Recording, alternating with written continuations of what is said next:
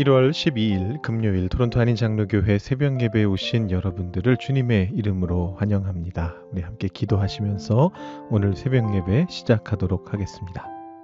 사랑의 하나님 아버지 감사합니다. 오늘도 우리를 주님 앞으로 불러주시고 하루의 시작을 하나님의 말씀을 통하여 주님의 말씀을 듣는 것을 통하여 시작할 수 있게 하여 주시니 감사합니다. 우리의 삶을 돌아보건대 우리는 너무나 자주 실망하고 넘어지고 쓰러지고 하지만 그 안에서 주님께서 우리에게 베풀어 주시는 놀라운 긍휼과 자비가 있기 때문에 우리가 그것을 살아갈 수 있다는 것을 다시 한번 고백하게 됩니다. 어제 하루의 삶을 다시 한번 돌아보면서 주님 앞에 우리의 죄를 고백하고 회개하며 오늘 하루의 삶 속에 역사하실 주님을 기대하는 가운데 우리가 이 자리에 나왔습니다. 주님 요한복음 말씀을 통해서 우리에게 새로운 깨달음을 허락하여 주시고 오늘 하루도 주님이 우리에게 베풀어 주시는 은혜를 경험하며 살아갈 수 있는 저희들 각자가 될 수 있도록 인도하여 주시옵소서. 함께 주님의 말씀을 듣는 우리 모두가 주님께서 사랑하시는 공동체에 모아주신 우리가 언제나 하나님과 동행하는 공동체가 될 수 있도록 우리 교회 위에 주님의 복을 더하여 주시옵소서. 감사드리며 예수님의 이름으로 기도드립니다. 아멘. 오늘 우리에게 주시는 하나님의 말씀은 요한복음 5장 1절부터 18절까지의 말씀입니다. 요한복음 5장 1절부터 18절까지의 말씀을 봉독하도록 하시겠습니다. 그 후에 유대인의 명절이 되어 예수께서 예루살렘에 올라가시니라. 예루살렘에 있는 양문 곁에 히브리 말로 베데스다라 하는 못이 있는데 거기에 행각 5이 있고 그 안에 많은 병자, 맹인, 다리 저는 사람, 혈기 마른 사람들이 누워 물의 움직임을 기다리니 이는 천사가 가끔 못에 내려와 물을 움직이게 하는데 움직인 후에 먼저 들어가는 자는 어떤 병에 걸렸든지 낫게 되밀어라. 거기 38해 된 병자가 있더라. 예수께서 그 누운 것을 보시고 병이 벌써 오래된 줄 아시고 이르시되 네가 낫고자 하느냐? 병자가 대답하되 주여 물이 움직일 때에 나를 못에 넣어주는 사람이 없어 내가 가는 동안에 다른 사람이 먼저 내려가나이다. 예수께서 이르시되 일어나 내 자리를 들고 걸어가라 하시니 그 사람이 곧 나아서 자리를 들고 걸어가니라. 이날은 안식일이니 유대인들이 병 나은 사람에게 이르되 안식일인데 네가 자리를 들고 가는 것이 옳지 아니하니라. 대답하되 나를 낫게 한 그가 자리를 들고 걸어가라 하더라 하니 그들이 묻되 너에게 자리를 들고 걸어가라 한 사람이 누구냐 하되 고침을 받은 사람은 그가 누구인지 알지 못하니 이는 거기 사람이 많음으로 예수께서 이미 피하셨습니다. 그 후에 예수께서 성전에서 그 사람을 만나 이르시되 보라 네가 나았으니 더 심한 것이 생기지 않게 다시는 죄를 범하지 말라 하시니 그 사람이 유대인들에게 가서 자기를 고친 이는 예수라 하니라. 그러므로 안식일에 이러한 일을 행하신다 하여 유대인들이 예수를 박해하게 된지라. 예수께서 그들에게 이르시되 내 아버지께서 이제까지 일하시니 나도 일한다 하시매 유대인들이 이로 말미암아 더욱 예수를 죽이고자 하니 이는 안식일을 범할 뿐만 아니라 하나님을 자기의 친아버지라 하여 자기를 하나님과 동등으로 삼으심이로라. 아멘. 5장의 시작은 그 후에 라는 말로 시작이 됩니다. 어제 말씀드린 것처럼 이제 앞으로 자주 보시게 될 좀 모호한 시간 진행의 표현입니다. 그 후가 정확하게 언제인지 어느 사건으로부터 지나간 건지 분명하지 않습니다. 그리고 이 5장에서부터 본격적으로 예수님의 긴 설교, 강론이 등장하게 됩니다. 제가 요한복음 1장 끝부분 설교할 때 요한복음의 구조가 장의 앞쪽에서는 사건이 벌어지고 그 장의 중간 뒷부분에서는 그 사건에 대한 예수님의 해설이 긴 설교나 대화 형식으로 등장한다 이렇게 말씀을 드렸는데요. 사실 그동안에는 그런 구조가 아니었기 때문에 좀 의아해 하셨던 분들도 계셨을 것 같습니다. 1장의 경우에는 앞부분은 거의 무슨 학자들이 쓰는 소논문 같은 느낌으로 태초에 말씀이 계시니라 하면서 논설 형식으로 내용이 진행됐고요. 그 1장의 뒷부분에서는 세례 요한과 제자 출신들로 예수님의 제자가 되는 사람들 또 다른 몇몇 제자들에 대한 그런 이야기들이 나왔습니다. 2장의 경우에는 앞에 사건이 나오는데 뒤에도 사건이 나오죠. 그래서 두 개의 표적으로 꽉 채워졌습니다. 또 3장의 경우에는 대화만 쭉 나왔고요. 4장의 경우 앞에서부터 중간 뒷부분까지가 거의 다 사마리아 여인과의 대화고 끝에 가서 그 왕의 신하의 아들을 고치는 사건이 하나 나왔습니다. 그래서 제가 처음 말씀드렸던 구조하고는 굉장히 다른 구조가 됐는데 자, 이제 5장부터는 본격적으로 한 장 안에 앞쪽에 사건이 있고 그 밑에 해설이 들어가는 이런 형식의 장이 쭉 진행이 됩니다. 5장에서 베데스다, 6장에서 오병이어, 7장에서 초막절 사건이 나타나고 8장은 조금 모호한데요. 가늠하다 잡혀온 여인의 사건이 앞부분에 있다라고 볼 수가 있습니다. 이 부분은 해당 부분 설교할 때 다시 자세하게 말씀드리고요. 9장의 경우 날 때부터 맹인된 사람의 치유 사건이 나오고 있습니다. 그래서 이제부터 당분간 요한복음이 이런 구조로 되어 있구나. 한 사건이 벌어지고 그 사건의 깊은 의미를 예수님이 해설하시는 그런 구조다. 이렇게 이해하시면 좋을 것 같습니다. 자, 오늘 말씀은 그중에서 베데스다 연못가에서의 치유 사건을 다루고 있습니다. 베데스다라고 하는 이름은요, 당시 유대 사람들이 쓰던 아람어로 베트헤스다라는 말을 옮겨 적은 말입니다. 베트라는 말은 우리가 종종 많이 들으셨을 텐데 집이라는 뜻이고요. 헤스다는 뭔가 싶으실 텐데 이 단어를 히브리어로 바꿔 적으면 그 단어 하실 겁니다. 바로 헤세드입니다. 보통 인자, 자비, 사랑 이런 식으로 번역되는 단어인데 주로 하나님의 어떤 신실하신 사랑을 나타내죠. 그래서 베데스다는 그 의미를 그대로 번역하면 자비의 집, 은혜의 집이라는 그런 단어가 됩니다. 이렇게 생겼습니다.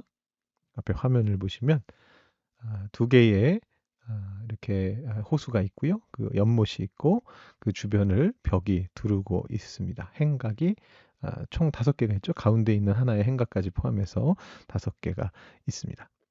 원래는 이게 하나의 연못이었고요. 2개 중에 하나만 있었고 이게 안에서 물이 솟아나는 연못이 아니고 자생한 연못이 아니고 비를 가둬두는 어떤 저수지였습니다. 근데 나중에 그 옆에 이제 쌍둥이 연못을 하나 더 만들게 되면서 저런 날 일자 모양의 연못이 만들어지게 됩니다. 제가 자료들을 많이 찾아봤는데 정확한 자료는 없기는 합니다만 어떤 자료에 따르면 이 베데스다 연못에서 원래는 이제 밑에서 물이 솟아나는 연못은 아닌데 비를 가둬둔 곳인데 어쩌다 한 번씩 간헐천처럼 그렇다고 뭐 우리가 아는 그런 무슨 간헐천처럼 막 위로 높게 몇십 미터 솟아오르는 그런 건 아니고요. 바닥 쪽에서 이렇게 물이 조금씩 솟아나는 경우가 있었던 것 같습니다. 그러면 이제 그 물 때문에 연못의 표면이 흔들리곤 한 것 같습니다. 그래서 이제 거기에서부터 베데스다 연못에 대한 전설이 생겨나게 되는 거죠. 이렇게 물이 흔들리는 것에 대해서 사람들이 천사가 와서 물을 휘젓고 간다. 이렇게 이야기하게 되었고, 그때에 가장 먼저 물에 들어가는 사람은 어떤 병을 가지고 있어도 낫게 된다라는 그런 전설이 생겨나게 됐습니다. 우리가 아까 읽었던 말씀에서도 이 전설 부분은 괄호를 쳐놨습니다. 그게 그대로 옳다라는 얘기가 아니고 그렇게 전해진다. 약간 이 정도의 느낌이라고 보시면 될 것 같아요. 그래서 이제 이 연못 주변으로 저 행각이 있는 대로 사람들이 많이 모여들었습니다. 언제 물이 흔들릴까? 이 물이 흔들리면 내가 들어가야지. 이제 이렇게 기다리는 그런 일이 벌어졌습니다.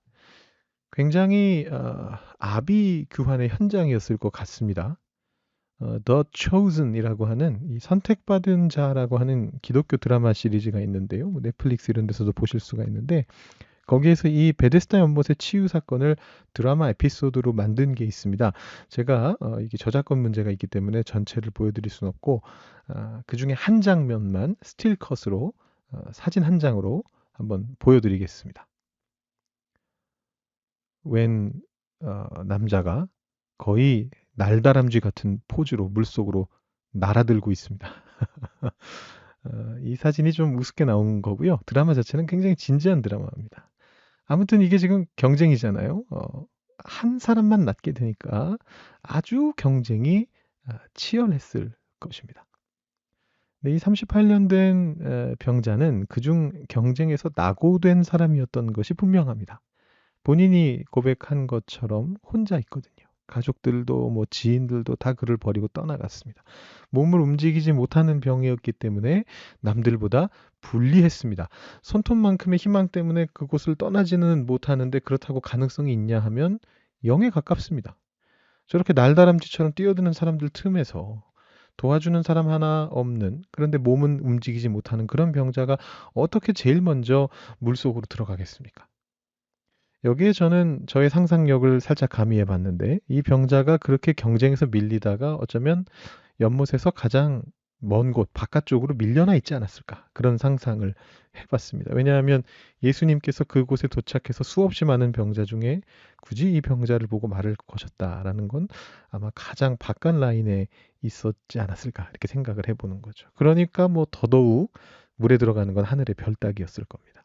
거의 영에 수렴하는, 손톱만도 못한, 손 발톱에, 이런 표현 죄송합니다, 때만도 못한 그런 가능성, 그 희망 때문에 그곳을 떠나지는 못하고 거기서 남들 물에 뛰어드는 것 구경하며 지내오는 것입니다. 오랜 세월 동안이죠.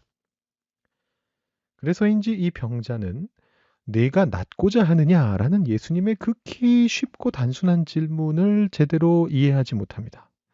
제가 언젠가 청년들하고는 이 본문으로 말씀을 나눈 적이 있는데, 성인 우리 어르신들하고는 나눈 적이 없는 것 같습니다. 나중에 좀 더 이와 관련된 묵상을 더 깊이 나눌 수 있는 기회가 오면 좋겠는데요. 오늘 요약해서 짤막하게만 말씀드리면, 예수님의 질문은 내가 낫고자 하느냐, 병이 있으니까 너 낫고 싶니? 라고 하는 아주 직설적이고 분명한 질문입니다. 그런데 그것에 대해서 이 병자가 뭐라고 대답하느냐 하면, 이 당연하고 단순한 질문으로부터 굉장히 벗어난 대답을 합니다. 7절 말씀을 보시면, 주여 물이 움직일 때 나를 못에 넣어주는 사람이 없어서 내가 가는 동안에 다른 사람이 먼저 내려가나이다. 여러분, 낫고 싶습니까? 라는 질문에 대한 답은 예, 아니요로 나와야 되는 거 아닌가요? 낫고 싶다, 아니면 뭐 아니다. 예, 뭐 당연히 뭐 낫고 싶다라는 답이어야 되겠습니다만, 그 답이 정해져 있는 거예요. 내가 낫고자 하느냐? 네, 낫고 싶습니다라는 말을 해야 되는데, 이 병자는 이렇게 대답합니다. 나는 내려가고 싶은데 저기 내려갈 수가 없네요. 물론 이 답 안에 낫고 싶다라는 말이 내포가 되어 있긴 한데, 그래도 좀 딴소리 같다라는 생각이 들죠. 뜬금없는 말이다, 이런 생각이 듭니다. 이 병자는 지금 예수님의 질문 그 자체에 답을 하고 있는 것이 아니고 자신의 푸념을 하고 있는 중이죠. 근데 이런 푸념을 들으신 직후에 예수님의 말씀이 또 아주 충격적입니다. 일어나 네 자리를 들고 걸어가라. 어디서 많이 보셨죠? 어제 말씀에서도 이런 강렬한 목소리를 우리가 들었습니다. 제 아들이 죽어갑니다. 빨리 와주세요. 라는 그 말에 예수님이 하신 말씀이 뭐냐? 가라! 내 아들이 살았다! 이거였습니다. 이게 지금 굉장히 맥락이 유사하죠.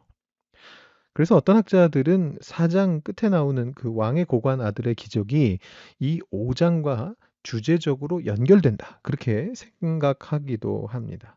이 두 사건이 모두 유사하거든요. 정확한 믿음의 고백이 없는 상태에서 예수님의 어떤 선제적인 명령을 듣게 됐고, 그 명령에 순종하는 것을 통해 믿음을 얻게 된 사건이다라는 점이 굉장히 유사합니다. 이제 이 내용에 대해서 예수님이 내일 말씀 이후로 설명을 해 주실 겁니다. 오늘 나오는 이 38년 된 병자도 어제 왕의 고관과 마찬가지로 예수님 말씀을 딱 들었을 때 반신반의하였던 간에, 아니면 진심이었던 간에, 아니면 그것도 아니고 거의 제대로 뭐 믿지 않았지만 그래도 혹시라는 진짜 일말의 기대가 때문에, 그러니까 그 연못에 못 들어갈 걸 알면서도 거기를 떠나지 못하게 했던 그 손톱 때만큼의 그 가능성에 대한 소망 때문에 이 병자가 어떤 마음이었는지는 정확하게 모르겠습니다만 다리를 움직였기 때문에 자신이 나았다라는 것을 발견하게 되었던 것입니다. 대체 무슨 헛소리야, 이러면서 그냥 그 자리에 주저앉아 있었다면 그 사람은 평생 거기 주저앉아 있어야만 했습니다. 38년 동안 그랬던 것처럼 말이죠. 이미 나은 줄 모르고 낫기를 기다리면서 누워 있어야만 했습니다. 그런데 예수님의 말씀을 듣고, 그 믿음의 수준이 정말 어느 정도 수준이었는지는 모르겠습니다만 아무튼 그 말씀을 듣고 순종했기 때문에 이 사람은 나음을 경험하게 되는 것입니다. 그 다음 내용은 제가 내일 다시 더 말씀드리겠습니다. 이 뒤에 나오는 내용은 안식일에 대한 얘기인데요. 주제적으로는 내일 말씀 쪽에 더 연결이 됩니다. 그래서 내일 토요일 우리 새벽 기도회 때 합쳐서 말씀드리고요. 이 치유 사건의 더 깊은 의미를 예수님이 직접 해설하시게 됩니다. 그런 내용들을 보시게 될 거고요. 오늘은 우리가 살펴본 이 말씀을 토대로 오늘 우리에게 적용할, 오늘 우리에게 주시는 하나님의 음성을 들어보죠. 우리는 때로 우리가 이미 나았다라는 것을 모르고 주저앉아 있을 때가 있습니다. 주님의 명령이 우리에게 내려질 때는 보통 그 명령에 순종할 힘도 같이 주실 때가 많습니다. 그렇기 때문에 주님의 명령에 순종하는 것이 가능한 것입니다. 우리 인간의 능력으로 어떻게 주님의 명령을 그대로 수행할 수 있겠습니까? 우리가 볼 때 이걸 어떻게 우리가 해? 이런 생각이 드는 게 얼마나 많아요. 근데 그 일들을 감당하게 하시는 분이 주님이시고 그분이 그런 능력과 은혜와 복을 함께 내리신다는 것을 기억하실 필요가 있습니다. 그래서 예수님의 명령이 처음 들을 때는 뭔 소리야 싶을 수 있는 명령인데 그것이 실제로 나에게 이미 이루어져 있을 수도 있다는 것입니다. 여러분께서 오랫동안 기도해 왔던 것 중에 여러분의 실천이 필요한 것이 있다면 여러분 조심스럽게 그것을 행동으로 옮겨 보십시오.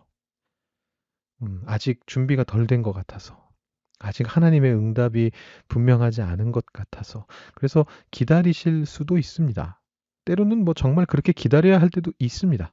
하지만 어쩌면 하나님께서는 여러분의 팔다리에 이미 그것을 할 수 있는 힘을 주셨을 수도 있습니다.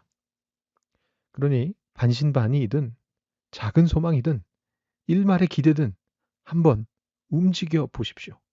일어나 걸을 뿐 아니라 자기가 누워있던 자리를 들고 갈 만큼의 힘이 벌써 생겨났는데 아직도 그 자리에 누워서 거기에 휘둘려서야 되겠습니까? 여러분이 누워있던 그 자리를 박차고 일어나서 한번 그 자리를 들쳐매고 걸어보십시오. 오늘 말씀을 한번 깊이 묵상해 보시고 주님의 놀라운 능력을 누리시면서 살아가시는 여러분들이 되시기를 주님의 이름으로 축원합니다. 기도하시겠습니다.